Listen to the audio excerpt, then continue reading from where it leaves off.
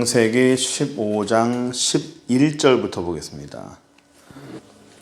우리는 지난번에 그 말씀을 보면서 쪼개는 내용, 성경에서 쪼갠다는 것은 희생을 의미하기도 하지만 하나님 앞에 나의 모든 것을 나뉜다라는 거죠. 내 것을 나눈다라는 희생과 또 하나는 약속의 의미라고 그랬습니다.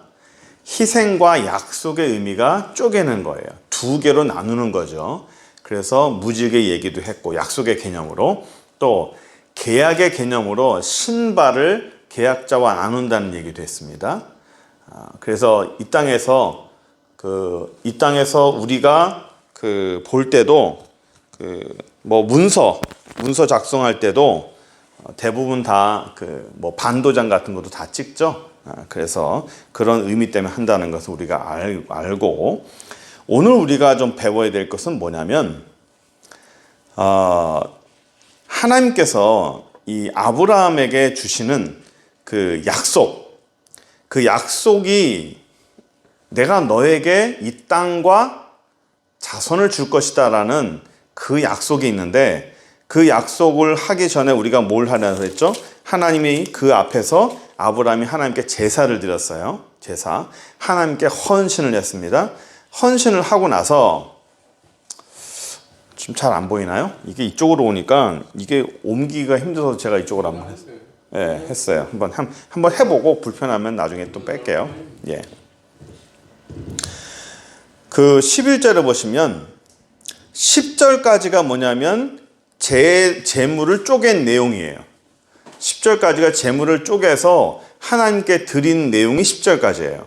그러면 10절까지 하나님께 드렸으면 11절에 뭐가 나와야 되냐면 하나님이 그 재물을 받는 내용이 나와야 돼요. 재물을 받는 내용이 나오려면 주로 그 구약에서 하늘에서 불이 내려서 그 재물을 태운다든지, 하나님이 그 재물을 받는다든지 어떤 무언가가 있어야 돼요. 기드온에 불이 내린다든지 어떤 무엇이든지 있어야 돼요. 재물에 되면 그 재물이 탄다든지 뭔가 있어야 되는데, 구약에서 나타나는 그런 현상들이 전혀 없고, 뭐가 나타나냐면 솔개가 나타나요. 솔개라 함은 그러니까 우리나라 말로 하면 독수리 이런 뜻이에요. 여기서 말하는 솔개는 뭘 먹냐면 죽은 생명체, 살아있는 것도 먹지만 죽은 생명체를 많이 먹습니다. 까마귀처럼. 또 일반 생명체도 먹죠. 다른 생명을 죽인다든지 또 죽인 생명을 먹는 게 솔개예요. 이거는 부정한 새죠. 부정합니다. 부정한 새예요. 그러면 여기서 말하는 솔개는 뭐냐? 대체적으로 성경에서 말하는 이 새라는 개념, 이 새라는 개념은 주로 사탄을 많이 의미합니다. 그러면 성경에 나타나는 새가 다 사탄이냐? 그렇지 않아요.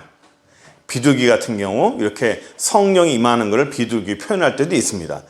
그 외에 거의 대부분 새라고 말하면 그것은 사단이라고 말하면 됩니다. 새가 또 어디 나오냐면 씨 뿌리는 비유 있죠? 씨 뿌리는 비유.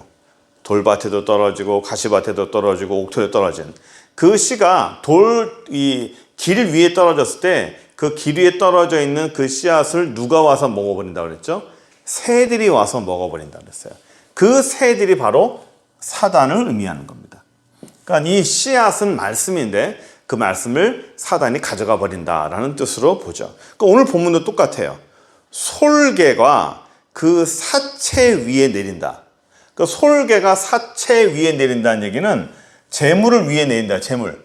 하나님께 드리는 재물 위에 솔개가 내리는 거예요. 하나님이 임해야 되는데 솔개가 나타났어요. 그렇죠? 하나님의 은혜가 나타나야 되는데 솔개가 나타났다고요. 그럼 아브라함이 쫓았어요. 그 다음에 또 뭐가 왔어요? 해가 졌어요. 해가 지면서 아브라함 깊은 잠이 임했는데 솔개가 나타나고 그 다음에 무엇이 나타나냐면 큰 흑암과 두려움이 나타났습니다. 흑암과 두려움이에요. 하나님의 은혜는 빛이요, 은혜요, 평안이에요. 그러니까 하나님의 은혜가 임하면 빛이 임하는 것처럼 사람이 밝아지고 그 생명이 밝아지고 그의 삶이 밝아지고 다 좋아져요. 그런데 사단이 임하면 어둠이 임해요. 어둠이 임하고 사단이 임한 특징 중에 하나가 두려움입니다. 우리가 지난주 주일날도 설교했지만 사단이 임하고 믿음이 없으면 사단이 임하면 두려움이 임하고 의심이 임하고 사람으로 하여금 혼돈이 영이 임하는 거예요. 그래서 사단이 임한 증거 중에 하나가 바로 이 흑암과 두려움입니다.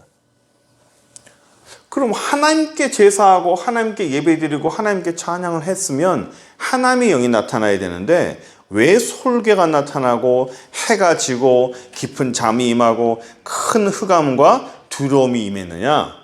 이게 먼저 오는 거예요, 항상. 제가 매번 말씀을 드리지만 하나님의 영이 오기 전에 항상 빛이 오기 전에 그 다음에 뭐가 와요? 빛이 오기 전에 이전에 어둠이 먼저 오는 거예요. 항상 빛이 오기 전에 어둠이 먼저 와요. 이건 공식과 같아요. 빛이 오기 전에 어둠이 먼저 와요. 하나님이 세상을 창조할 때도, 이 세상을 창조할 때도 빛과 어둠을 창조할 때 하나님이 그럼 빛과 어둠을 창조하시고 하나님이 빛과 어둠을 나누셨다라고 그랬죠. 거기 보면 나눴다라는 말이 빛과 어둠을 반으로 쫙 나눴다라고 하는 것처럼 나눈 디바이드라는 말을 쓰는 것 같지만 원어상에 정확히 보면 빛을 어둠에서 뽑아냈다는 정확한 뜻이에요. 뽑아내다는 뜻이에요. 어둠이 베이스예요. 어둠 가운데서 빛을 뽑아내서 구분했다는 뜻입니다. 그러니까 하나님의 사람과 하나님의 나라는 어둠에서 뽑아내는 거예요. 어둠에서 뽑아내서 구분하는 것이 하나님의 나라예요. 그러니까 기본이 뭐죠? 기본이 어둠이에요. 어둠에서 빛을 뽑아내서 구분하는 거예요. 하나님의 사람들도 어둠에서 뽑아내서 빛의 사람으로 만들고 어둠과 빛을 구분하는 겁니다. 지옥의 사람과 천국의 사람을 구분하는 거예요. 그러니까 원래 사람은 원래 어디 사람이에요? 원래 어둠의 사람이에요. 원래 지옥의 사람입니다. 모든 사람이 죄를 지었음에 모든 사람이 죄를 지었다 그랬죠? 모든 사람이 죄를 지어서 그 사람들이 다 어때요? 하나님 영광 이루지 못해. 다 지옥 가요.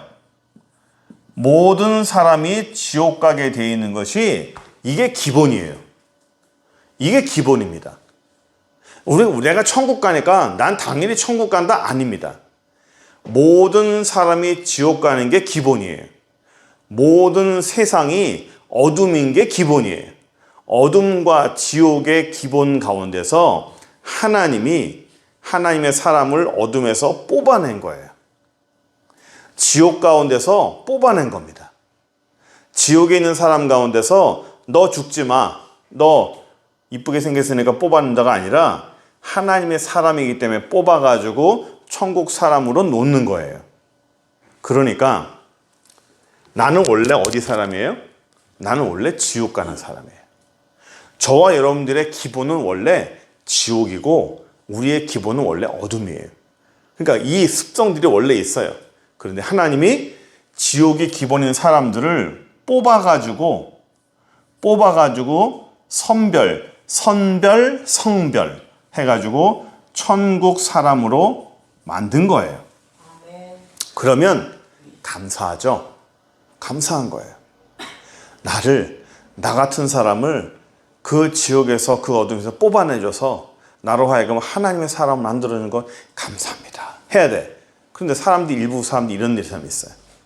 왜 나만 구해줍니까? 저 사람은 왜 안 구해줘요? 저 사람은 왜 안 구해주고 나만 구해줍니까? 라고 말하는 사람이 있습니다. 예를 들어서 일제 때나 6.25 때 사람들이 다 모아놓고 전부 쫙 쐈어요. 쏴서 다 죽이는데 어떤 한 사람, 너 나와. 왜요? 너만 죽이려고? 아니야. 넌 내가 살려줄게. 50명 가운데서 한 명 살았어요. 그냥 너 죽이기 싫어. 이유가 뭐죠? 그냥 너 살아. 넌 그냥 가. 해서 도망가는 거예요. 도망가! 하면 가죠. 나머지는 어떻게 해요? 다 죽이는 거예요? 근데 이 사람이 도망가다 말고 와가지고 왜 저만 살립니까? 왜 저만 살립니까? 이 사람들 다 살려야지. 라고 말하면 어떻게 했어요? 지도 죽는 거지. 내가 산 거에 감사하고 빨리 가야 돼.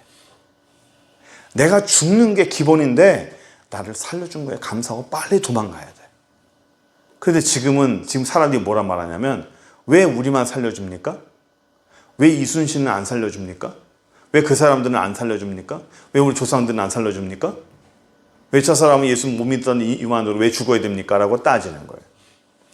원래 죽는 게 기본이에요. 저 사람은 살다가 법 없이도 살던 사람이었는데 저 사람은 평생을 저렇게 착하게 살았는데 무슨 죄로 저 사람은 죽어야 됩니까? 원래 지옥 간 사람이에요. 어떤 사람이 태어나자마자 뇌성마비예요. 생각의 의미가 없어요. 또는 어떤 사람이 힘들게 살았어. 이 땅에 살면서 모든 사람은 다 지옥 가는 거예요. 모든 사람은. 나도 지옥 가는 겁니다. 우리의 삶에서 모든 사람이 지옥 가다가 하나님께 천국 가는 게 감사한 거예요. 그래서 이런 게 있어요. 그러면 우리가 어떻게 하느냐? 유아세를 어떻게 하느냐? 유세. 얘네들은 자기 생각을 못 하잖아요. 어릴 때. 부모의 신앙으로. 이렇게 자기 판단이 안 쓴 사람의 자기 판단에 쓰지 않은 어린 영혼 같은 경우는 그런 어떤 금치산자나 또는 한정치산자나 이런 사람들은 부모의 신앙에 의해서 부모의 신앙 고백으로 그 아이의 천국과 그 아이의 구원을 우리가 받아주는 겁니다. 그래서 일단 모든 사람이 죄라는 거, 모든 사람이 다 어둠이라는 거. 근데 빛이 먼저 온다고요? 어둠이 먼저 온다고요? 어둠이 먼저 오는 거예요. 항상 어둠이 먼저 와요. 은혜가 먼저 올까요? 시험이 먼저 올까요? 시험이 먼저 와요. 그러면 시험이 먼저 온다는 얘기는 그 뒤에 뭐가 온다는 거예요? 그렇죠. 은혜가 온다는 거예요. 이걸 생각해야 돼요. 내 삶에 막 시험이 많아요. 어려움이 막 와요. 와, 왜 이렇게 어려움이 올까? 왜 사단이 막 시험을 막 할까? 그 시험이 오고 어려움이 온다는 얘기는 그 뒤에 하나님의 은혜가 온다는 거예요. 우리 황제사님이 어느 날 갑자기 막 어려움이 막 닥쳐서 몸도 아프고 막 이유 없이 몸이 아프고 막 그런 거예요. 왜 저렇게 아프지? 갑자기 안 아픈 허리가 아프고 갑자기 안 아픈 뭐가 막 아프기 시작해. 왜? 그 다음에 뭐가 있는 거야? 그 다음 주에 뭐가 있을까? 집회가 있었던 거예요. 제가 그랬어요. 집사님, 이번 집회 때 참 은혜 많이 받겠네요. 뭘 보고 알았을까요? 이유 없이 뭔가 아프고 뭔가 이유 없이 뭔가 힘들어하는 그 모습 보면 그 뒤에 하나님의 은혜가 있으면 그 은혜 전에 항상 사단이 사람의 몸을 힘들게 하고 사람을 시험 들게 하는 일이 반드시 있는 거예요. 그리고 그것이 얼마나 센지, 사단이 얼마나 세게 나를 방해하는지, 사단이 얼마나 세게 나를 힘들게 하는지 그 정도에 따라서 그 다음에 은혜의 정도도 결정이 되는 거예요. 시험이 크면 클수록 은혜도 큰 거예요. 그러니까 항상 시험이 먼저 옵니까? 은혜가 먼저 옵니까? 시험이 먼저 와요. 빛이 먼저 옵니까? 어둠이 먼저 옵니까? 어둠이 먼저 오는 거예요. 이거를 놓쳐버리면 왜 이런 일이 오는지, 왜 이런 시험이 오는지를 모르고 그냥 하나님만 불평할 수 있는 겁니다. 자, 그래서 항상 솔개가 먼저 오고 큰 흑암이 먼저 오고 다 이렇게 왔어요. 그러더니 그제야 그 다음에 하나님의 말씀이 그제야 임하는 거예요. 13절부터 하나님의 말씀이 임합니다. 너는 반드시 알아라. 네 자손이 이방에서 객이 돼서 그들을 섬길 것이다. 좋은 소식이에요, 나쁜 소식이에요? 나쁜 소식. 별로 좋은 소식이 아니에요. 좋은 것만 말하면 좋을 텐데 나쁜 걸 먼저 말해요. 그러면서 40년도 아니고 400년 동안 객이 돼서 그들을 섬길 것이다. 그들을 섬길 것이다. 그러면서 그 다음에 봐요. 그들이 섬기는 나라를 내가 징벌할 것이다. 섬기는 나라를 징벌할 것이다. 그리고 그 후에 그 다음 보세요. 네 자손이 큰 재물을 이끌고 나올 것이다. 그냥 재물을 주는 것이 아니라 큰 이 어려움과 괴롭힘과 이런 모든 일들을 겪고 난 다음에 하나님이 그 재물을 이끌고 나올 것이다. 그 많은 재물을 이끌고 나올 것이다. 이스라엘이 무슨 재물이 있어 자산을 많이 쌓겠어요? 한번 생각해 보세요. 유목민들이 무슨 자산이 있겠으면 유목민들이 무슨 재산을 만들겠습니까? 양만 키우는 사람이 금이 뭐가 필요하겠으며 양만 키우는 사람이 무슨 가족을 많이 갖고 있겠어요? 하나님께서 그들을 통해서 무언가를 만들려고 한다면 유목민 가지고는 안 되는 거예요. 그들이 갖고 있는 자산, 재산 가지고는 어림도 없어요. 그래서 하나님은 이집트 사람들을 애굽 사람을 동원해서 그들이 갖고 있는 모든 재산과 자산을 다 가져가 나오게 하신 거예요. 그래서 이스라엘이 광야에서 하나님의 성막도 세우고 법궤도 만들고 그 모든 것들을 다 만들 수 있었던 이유는 이집트에서 그 모든 걸 다 갖고 왔었던 거죠. 하나님은 이 사람들이 자기 손으로 자기가 갖고 있는 걸 하게 않으세요. 항상 다른 사람의 손으로 무언가를 세우는 걸 볼 수 있습니다. 자, 그래서 보세요. 그 다음 16절. 네 자손이 4대 만에 이 땅으로 돌아올 것인데 그 이유가 있어요. 왜 4대 만이냐? 빨리빨리 돌아오면 될 텐데 왜 400년 동안이나 왜 400년 동안은 거기서 종으로 있느냐? 그 이유가 16절이에요. 이는 아모리 족속의 죄악이 아직 가득 차지 아니하였다. 그 전에 성경에서는 가득 차지 아니하였다라는 이 말을 관영이라는 말로 썼어요. 관영.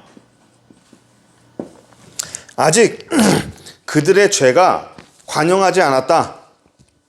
아직 그들의 죄가 관영치 않아서 하나님의 징계가 아직 임하지 아니했다는 겁니다. 이 말이 뭘까요? 하나님의 그들이 죄악이 아직 가득 차지 않았다. 아모리 사람들의 죄가 아직 가득 차지 않았다. 이게 하나님께서 사람을 징벌하는 방법이에요. 이거는 징벌뿐만 아니라 하나님의 축복도 같은 방법으로 이루어집니다. 축복. 한글을 이상하게 썼다. 관영이란 말은 찼다는 거예요. 아직 덜 찼다는 겁니다. 가득 차지 않았다. 한 사람이나 한 민족이나 죄를 짓기 시작하고 하나님이 그 사람이나 그 민족이나 그 집단을 징벌해야겠다라고 하나님이 결정을 내리면 하나 잘못했다고 바로 징벌하는 것이 아니라 하나님이 두고 보신다 했죠. 기다리다가 참고 하다가 도저히 안 되겠다. 얘는 손을 좀 봐야겠다. 얘는 혼나야겠다라고 하나님이 결정을 딱 하시면 그때부터 쌓이기 시작하는 거예요. 죄가 쌓여요.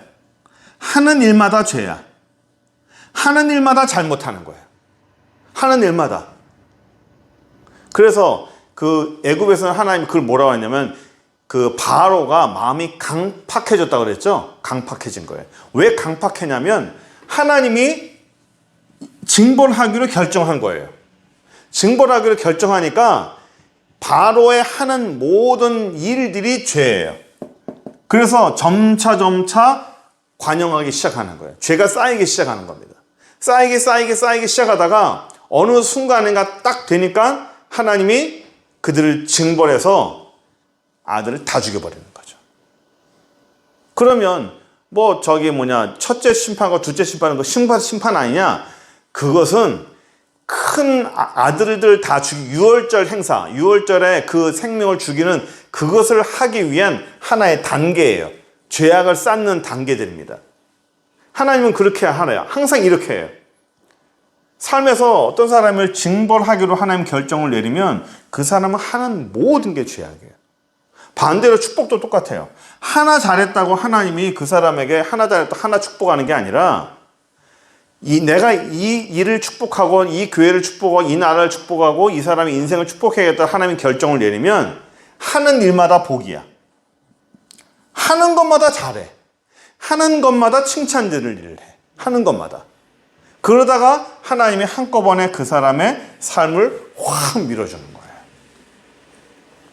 이게 하나님이 하시는 방법이에요. 뭐 하나 잘하고 하나님 매들고 하나 잘하다 칭찬 이렇게 아니고 기다리시고 쌓이고 쌓이고 쌓이는 거예요. 그러니까 내 삶에서 하나님이 기뻐하시는 일을 내가 자꾸 하는가? 내 삶에서 하나님 앞에 혼날 짓을 계속 하는가? 이걸 봐야 돼. 나도 모르게 혼날 짓을 계속 하는데도 양심이 찔리지 않는다? 뭔가 계속 하는데도 뭔가 찜찜한데 불안불안하다? 한 방 맞는 거지 나중에.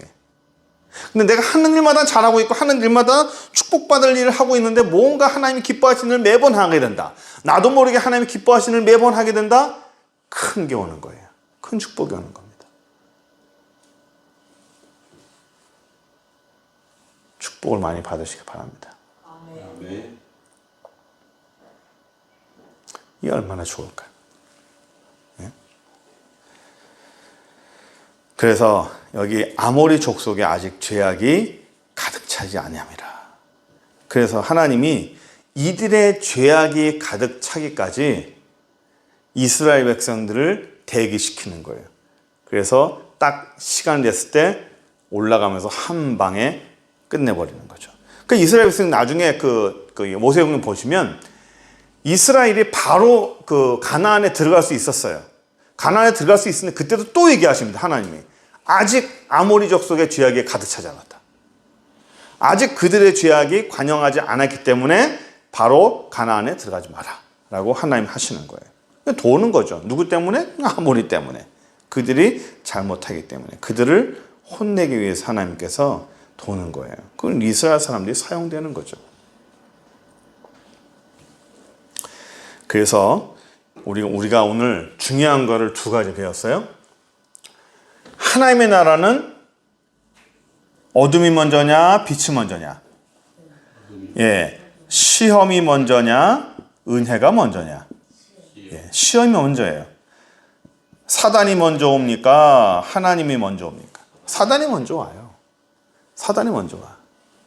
제가 우스갯소리로 맨날 하지만 그 고속도로에서 사고 나면요, 앰뷸런스, 소방차, 경찰차보다 제일 먼저 오는 게 뭐라고요? 견인차.